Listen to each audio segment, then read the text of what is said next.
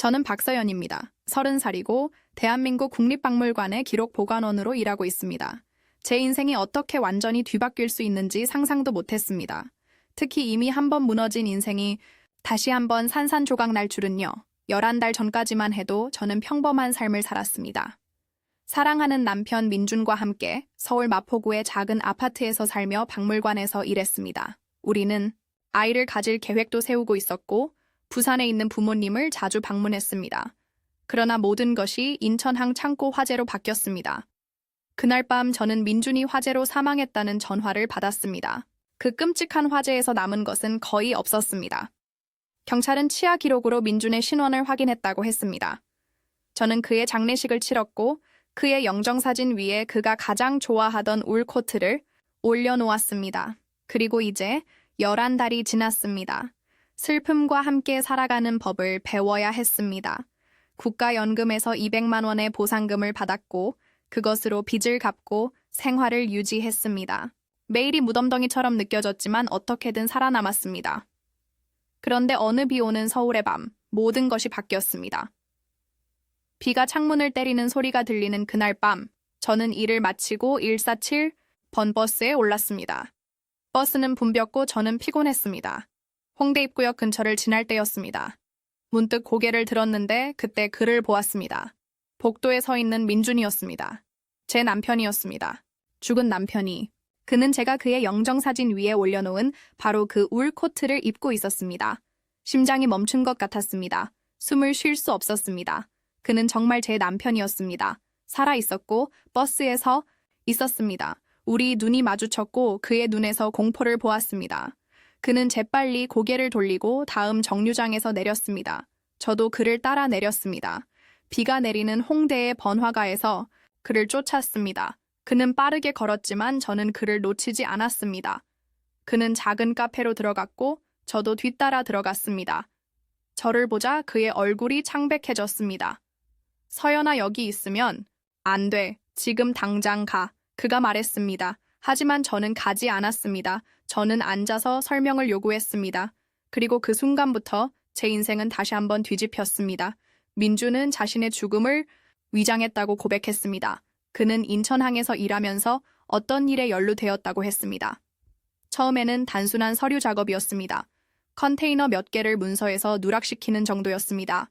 하지만 점점 더 깊이 빠져들었습니다. 그는 한일 해운 카르텔의 일부가 되었고 그들은 한국의 문화재를 일본으로 밀수하고 있었습니다.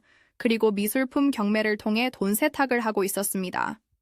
민준은 빠져나오려 했지만 그들은 그를 놓아주지 않았습니다. 그들은 그를 위협했습니다. 그래서 그는 자신의 죽음을 위장하기로 결정했습니다. 그는 법의학 의사에게 뇌물을 주어 치아 기록을 바꾸게 했고 그렇게 공식적으로는 사망한 것으로 처리되었습니다. 이제 그는 새로운 신분으로 살고 있었습니다. 민준의 눈에는 눈물이 고였습니다. 서연아, 미안해. 너에게 알려주고 싶었어. 하지만 그러면 너도 위험해질 거야. 지금도 너는 위험해. 그들이 나를 찾고 있어. 그리고 이제 그들은 네가 받은 연금을 원해. 제 세상이 무너졌습니다. 제가 사랑했던 사람, 제가 애도했던 사람이 거짓말쟁이였습니다. 그는 저를 버렸고 저를 위험에 빠뜨렸습니다. 그리고 이제 그들은 제가 받은 200만 원을 원한다고 합니다. 추석 전까지요. 카페를 나오면서 민준은 내일 다시 만나자고 했습니다.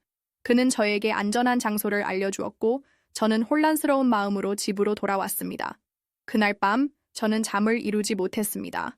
남편이 살아있다는 사실에 기뻐해야 할지 그가 저를 속였다는 사실에 분노해야 할지 알 수 없었습니다. 다음 날 아침 저는 작은 결정을 내렸습니다. 이 일을 혼자 해결할 수 없다는 것을 알았습니다. 도움이 필요했습니다.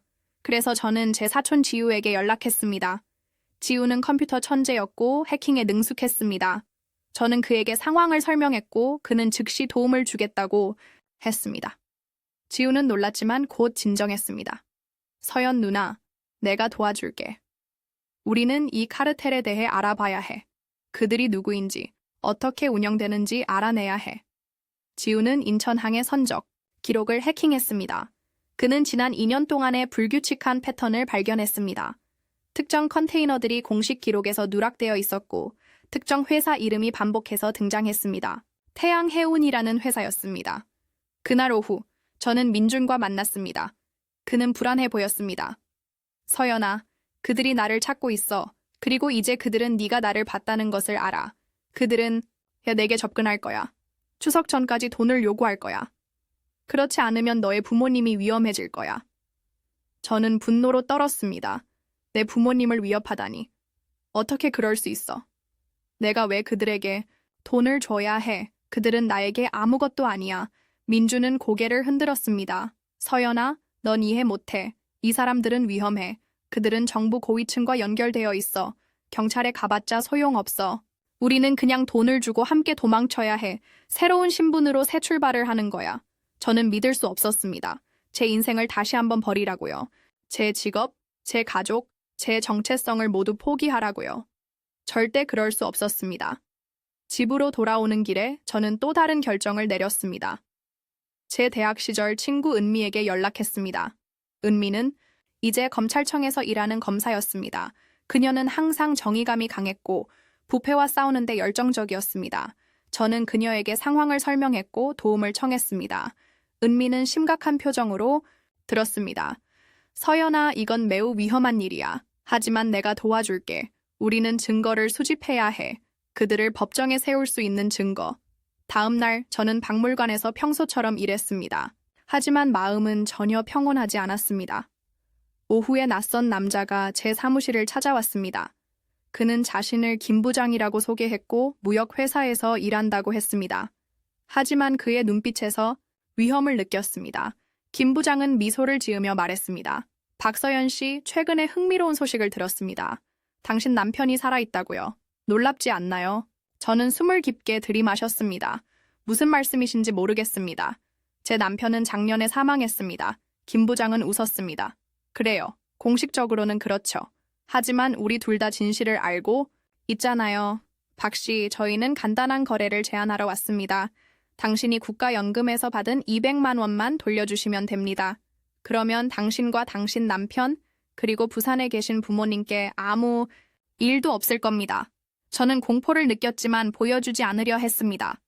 돈은 이미 써버렸습니다. 빚도 갚고 생활비로도 썼어요. 그걸 어떻게 돌려드려요? 김 부장은 어깨를 으쓱했습니다. 그건 당신 문제죠. 추석 전까지 3일 남았습니다. 시간은 충분해요. 연락드리겠습니다. 그가 떠난 후 저는 즉시 지우에게 연락했습니다. 지우는 김 부장의 사진을 찍었냐고 물었고 다행히 저는 사무실 보안 카메라가 있다고 말했습니다. 지우는 곧 그 영상을 확보했고 김 부장의 신원을 확인했습니다. 그는 김태우였고 태양해운의 보안 책임자였습니다. 그날 저녁 저는 은미와 지우를 만났습니다. 우리는 상황을 논의했고 계획을 세웠습니다. 은미는 태양해운에 대한 수사를 시작할 수 있지만 시간이 필요하다고 했습니다. 지우는 그들의 컴퓨터 시스템을 해킹해서 증거를 찾을 수 있다고 했습니다. 하지만 역시 시간이 필요했습니다. 그리고 우리에게는 시간이 없었습니다. 추석까지 3일뿐이었습니다. 민준에게는 말하지 않기로 했습니다. 그를 완전히 신뢰할 수 없었기 때문입니다. 그가 정말로 저를 보호하려는 것인지 아니면 자신만 구하려는 것인지 확신할 수 없었습니다. 다음 날 저는 위험한 결정을 내렸습니다. 국립박물관의 기록 보관원으로서 저는 모든 문화재 데이터베이스에 접근할 수 있었습니다. 저는 최근 일본으로 불법 반출된 것으로 의심되는 문화재 목록을 확인했습니다. 그리고 태양해운의 선적 기록과 대조했습니다. 패턴이 있었습니다. 특정 날짜의 문화재가 사라지고 같은 날 태양해운의 선박이 일본으로 출항했습니다. 이 정보를 가지고 저는 은미에게 갔습니다. 은미는 이것이 수사를 시작하기에 충분한 증거라고 했습니다.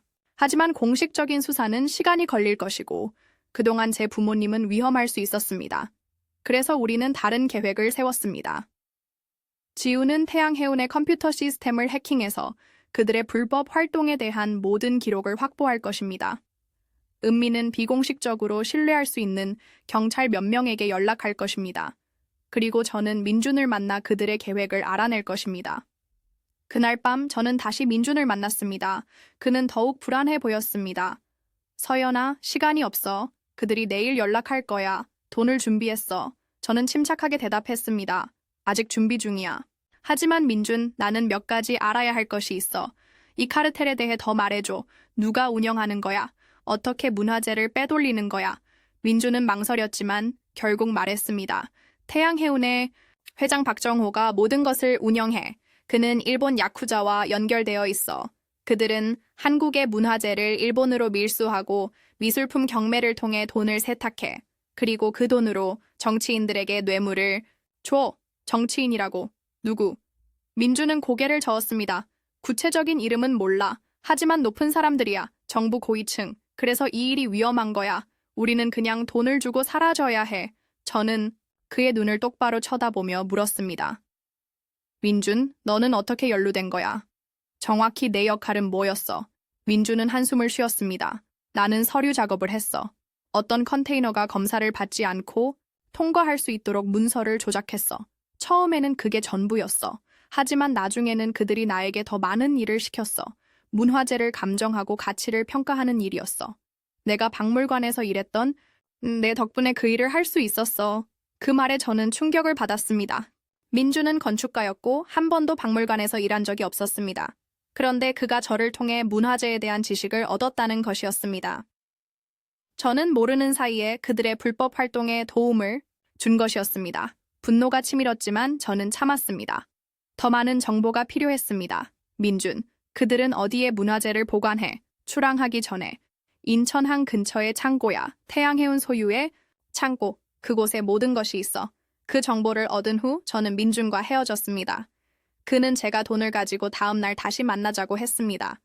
저는 동의했지만 다른 계획이 있었습니다. 그날 밤, 저는 은미와 지우에게 모든 정보를 전달했습니다. 지우는 즉시 태양해운의 컴퓨터 시스템 해킹을 시작했고 은미는 신뢰할 수 있는 경찰 몇 명에게 연락했습니다.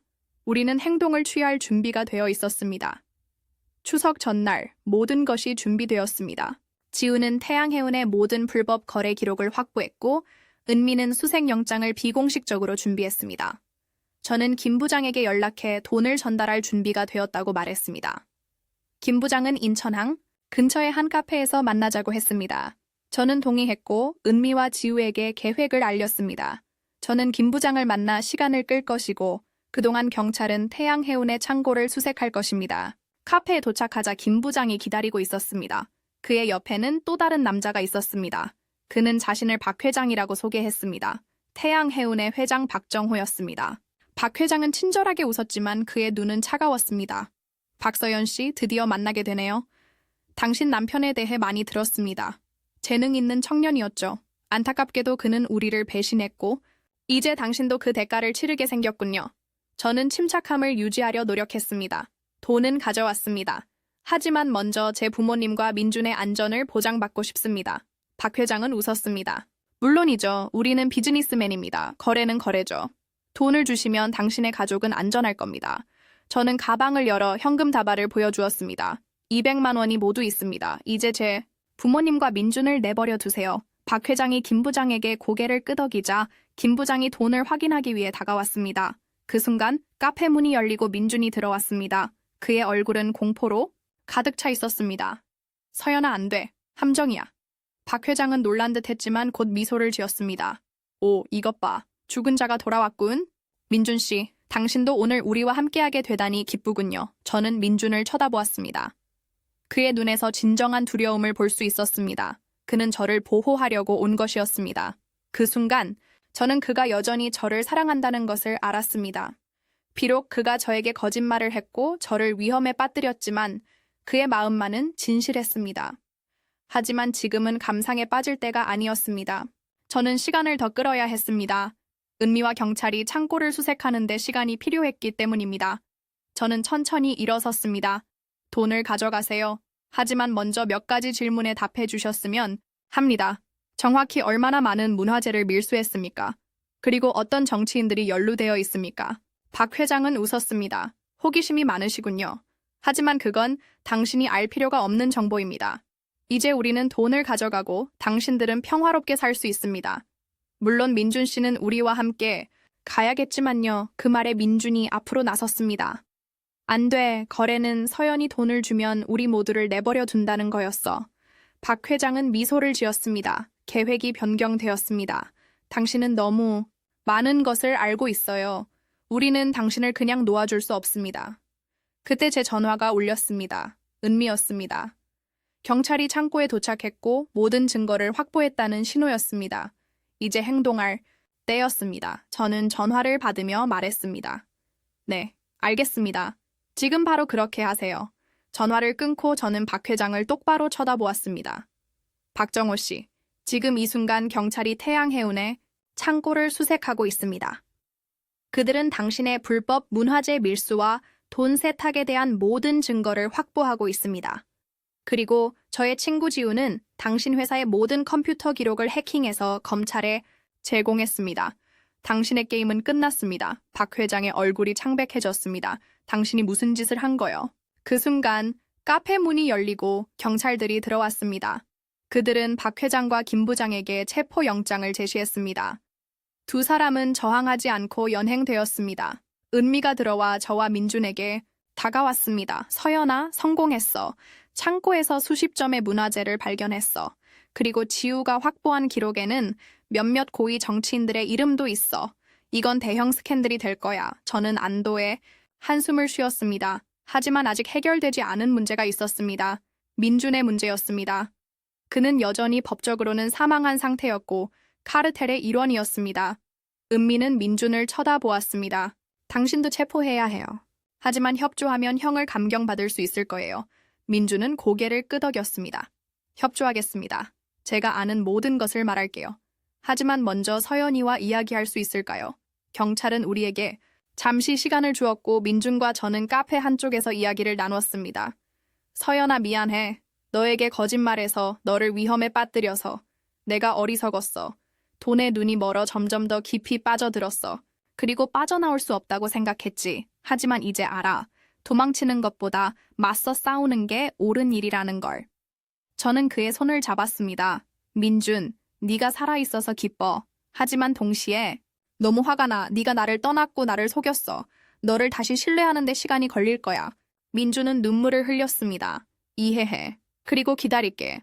내가 감옥에 가더라도 언젠가 너에게 돌아갈 수 있기를 바랄게. 저는 슬프게 미소 지었습니다. 우리 사이에 많은 것이 변했어. 하지만 네가 진실을 말하고 정의를 위해 싸운다면 우리에게 미래가 있을지도 몰라. 민준은 경찰과 함께 떠났고 저는 은미와 함께 남았습니다. 은미는 제 어깨를 감싸며 말했습니다. 서연아, 정말 용감했어. 너는 큰 범죄 조직을 무너뜨렸어. 저는 웃었습니다. 나 혼자가 아니었어. 네가 있었고 지우가 있었어. 그리고 민준도. 그는 잘못을 저질렀지만 결국 옳은 일을 선택했어. 그날 밤 저는 부산에 계신 부모님께 전화드렸습니다.